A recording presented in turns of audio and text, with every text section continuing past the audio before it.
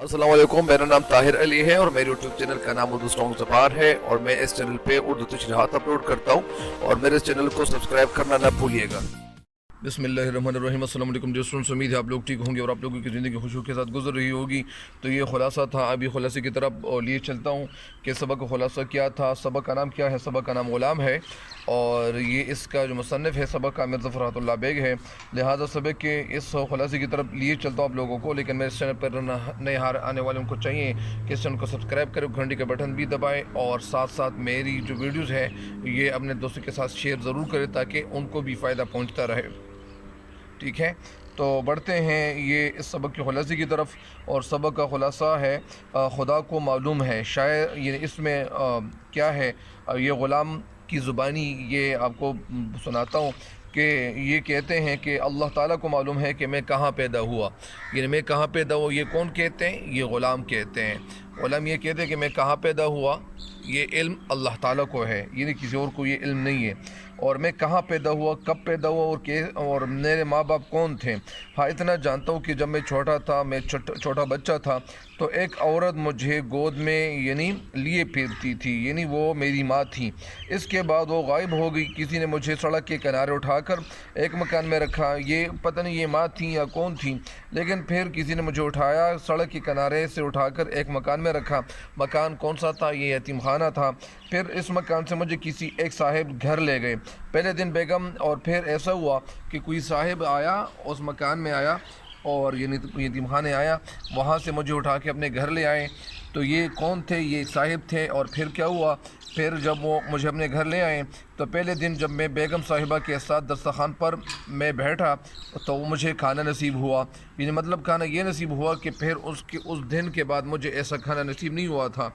बेचारा जो ग़ुलाम था, तो ये कहते हैं कि मैंने इतना खाना खाया कि बदहज़मी हो गई। ज़ाहिरी बात है कि कुछ लोग ऐसे भी होते हैं कि खाने पे जब हमला आवर होते हैं तो इतना ज़्यादा खाते हैं कि उनका दिल नहीं चाहता कि वो खाना बस कर ले। बस खाना जब ख़त्म हो जाए तो फिर वो अपने हाथों को खींचने लगते हैं, अपने हाथों को यानी वो क्या करते हैं, उस तरफ से यानी खींचते हैं और कहते हैं कि बस ये खाना हमने बहुत खाया।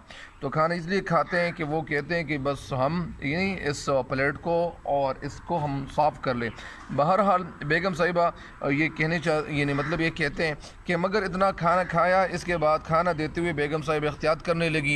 एहतियात इसलिए करने लगी कि उनको पता चलने लगा था कि ये जो ग़ुलाम है, ये जो बच्चा, ये लड़का है, ये इतना खाता है कि बेचारा ये सब कुछ ख़त्म करता है। बेगम साहिबा की एक बेटी थी और वो इतनी ज़्यादा पेटू थी कि हर वक्त उसका मुंह चलता था, मतलब यानी हर वक्त वो खाना खाती रहती थी। लेकिन इसके बावजूद बेगम साहिबा ये शिकायत थी, ये वो हर वक्त ये कहती थी कि ये जो मेरी बेटी है ये कुछ खाती नहीं है, कुछ पीती नहीं है और पता नहीं ये कमज़ोर हो गई है बेचारी, ये ज़िंदा कैसी है, ये होगा या इस तरह होगा। तो ये कुछ लोग ऐसे ही होते हैं कि उनको अपने बेटों की या बेटियों की ज़्यादा फ़िक्र होती है, लेकिन वो अगर कोई और हो तो किसी और का वो इतना यानी वो लोग फ़िक्रमंद नहीं होते किसी और के। लिहाजा कहते हैं कि घर में मेरी नज़र का जो शोहरा था ये हो गया, मतलब यानी मैं मशहूर हो गया। और मैं खाने के दौरान में जब यानी फिर ये हुआ कि लोग मुझे खाने पे नहीं बिठाते थे, तो जब खाने पे नहीं बिठाते थे इन्होंने एक तरकीब सोची और एक प्लान बनाया और ये मंसूबा ये बनाया कि जब ये लोगों को देखता या घूर कर देखता तो वो लोग क्या करते, मुझे खाने पे बिठाते। यानी वो फिर क्या हुआ था, नज़र और वज़र का तो मुझे इल्म नहीं था कि मैं अगर किसी को देखूं और वो मतलब यानी उनको नज़रबद हो जाए। हाँ, घूरने का जब ये फ़ायदा देखा तो मुझे पता चला कि ये तो इससे काम निकलता है, तो फिर खाना खाने के दौरान में मैं क़स्दन लोगों को घूरने लग जाता। इसके बाद मुझे चोरी की भी मतलब यानी एक आदत सी पड़ गई। मुझे यानी मैं आदत से मजबूर था और मैं घर से छोटी मोटी चीज़ें चुराने लगा। शायद मेरा बाप कोई चोर गुज़रा था। कभी कभार ऐसे भी होता है कि जिनका जो वालिद होता है वो चोर गुज़रा होता है, लिहाजा उनके बच्चे भी ऐसे होते हैं। बहरहाल जिसकी वजह से यानी ये कहते हैं कि शायद मेरा वालिद चोर गुज़रा था, जिसकी वजह से मुझ में भी चोरी की बीमारी आ गई थी। इस दौरान में घर में एक नौकरानी का इजाफ़ा हुआ। उस वक़्त ऐसा हुआ था कि एक नौकरानी को रखा गया। नौकरानी को यानी क्या कहते थे, मामा कहते थे। वो जो नौकरानी थी, वो जो मामा थी, वो बहुत हाथ ہاتھ کی بڑی تیز تھیں. مطلب ہاتھ کی تیز مطلب یہ کہ ہاتھ کی صفائی ان کو زیادہ تھی. یعنی جو چیز بھی ان کے سامنے آ جاتی تو وہ کیا کرتی تھی, وہ اپنے گھر لے جاتی تھی. اور گھر اس لیے لے جاتی تھی, کچھ گھر ایسے بھی ہوتے ہیں کہ ان کو اگر ملازمت پہ لوگوں کو رکھا جاتا ہے تو وہ ایسا ہوتا ہے کہ پھر وہ بیچارے یہ کرتے ہیں کہ گھر میں اگر کوئی پیسے وغیرہ ان کو مل جاتے ہیں تو اس سے بھی کچھ ادھر ادھر کی کرتے ہیں, یا اسی طرح کھانے میں بھی کچھ کبھی کبھار کچھ اس طرح کرتا ہے. لیکن میں نے تو کسی ایسے کو نہیں دیکھا. بہرحال جس کی وجہ سے مجھ میں بھی چوری کی جو بیماری تھی, یعنی وہ جو نوکرانی تھی تو وہ کیا تھی یعنی وہ تیز تھی. اور پھر جب مطلب اس کا یہ ہے کہ یہ ہوا کہ وہ نوکرانی جو تھی وہ ہاتھ کی بڑی تیز تھی, اور وہ گھر میں جو چیزیں ان کو مل جاتی اور گھر سے چھوٹی موٹی چیزیں میں چرانے لگا. شاید میرا باپ چور گزرا تھا. اور پھر یہ بھی ہوا کہ جس کی وجہ سے مجھ میں بھی چوری کی بیماری آ گئی. یعنی وہ جب چوری کرتی تو میں بھی چوری کرنے لگا. اس دوران میں گھر میں پھر یہ ہوا کہ نوکرانی کا جو اضافہ وہ نوکرانی آ گئی, وہ ہاتھ کی بڑی تیز تھی. موقع جب ان کو مل جاتا تو وہ گھر میں جھاڑو دیتی, گھر بھر میں جھاڑو دیتی, مطلب یہ سب چیزوں کا صفائی کرتا. اس نے مجھے بھی مٹھائی کا لالچ دیا اور یہ کہا کہ یہ میں آپ کو مٹھائیاں دوں گا اور آپ کچھ لوگوں کو کچھ نہیں کہیں گے. پھر تو گھر کی جتنی چیزیں تھیں وہ غائب ہونے لگی.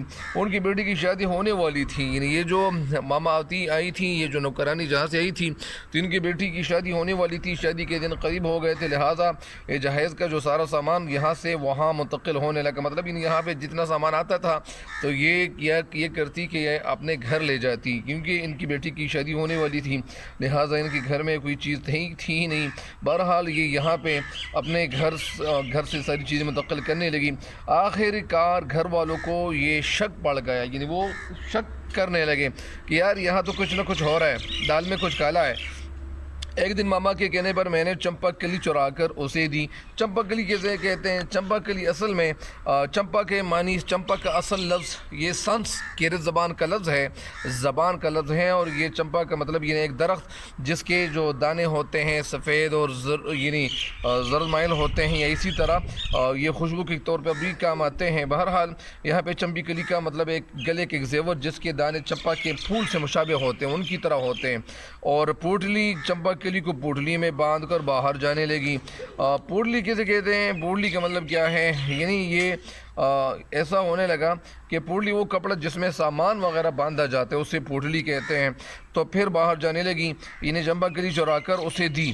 پھر یہ ہوا کہ آخر گھر والوں کو شک یہ پڑ گیا کہ ایک دن ماما کے کہنے پر میں نے چمپا کلی چرا کر اسے دی. چمپا کلی انہیں جو گلے کا جو زیور تھا اسے میں نے چرا کر اسے دی.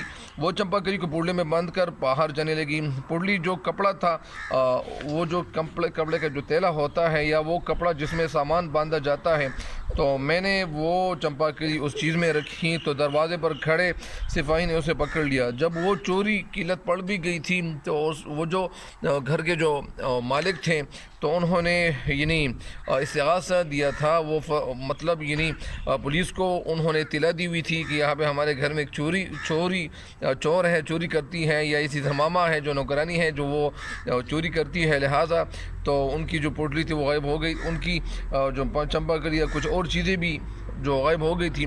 تو پھر یہ ہوا کہ اس کی پوٹلی سے چمپا کلی برآمد ہوئی. پھر تو ماما نے خوب شور مچانے لگی, اور یہ جو گھر میں یعنی جو پڑوس میں اس کا گھر تھا, ان کی بیٹی کا گھر تھا, یہ وہاں رہ رہی تھی, یا ان کا جو اپنا گھر تھا. جب بیٹی نے ماں کا شور سنا کہ یہاں پہ تو کچھ اور ہو رہا ہے تو سمجھ گئی کہ یہ جو راز ہے, یہ جو راز کی بات ہے, یہ ایسا نہ ہو کہ یہ راز کی بات کسی کو پتہ چلے. لہٰذا وہ کیا ہوا, وہ چوری شدہ مال یا جو سامان تھا گھر سے باہر منتقل کرنے کی نیت سے جیسے وہ نکلی کہ یہ سامان میں کسی اور جگہ منتقل کروں گا یا منتقل کروں گی, تو ایک دوسرے سپاہی نے اسے فوراً پکڑ کر ماں کے سامنے کھڑا کر دیا, کیونکہ یہ تو ان کے ساتھ برابر کی شریک تو نہیں تھی. لیکن بہر اس کے بعد ہم نے سے بھی پوچھ کچھ شروع ہوئی. یہ لفظ کیا ہے؟ گچ نہیں ہے, یہ پوچھ کچھ ہے, شروع ہوئی. یہاں بھی مٹھائی کے لالچ اور ہرس کی وجہ سے, سزا کے خوف سے جتنی کہانی تھی وہ ساری کی ساری میں نے سنا ڈالی. اس کے بعد ہم پر نوکروں سے ملنے پر پابندی لگ گئی. پابندی عائد ہوئی کہ آج کے بعد تم کسی اور کے ساتھ ملاقات نہیں کرو گے.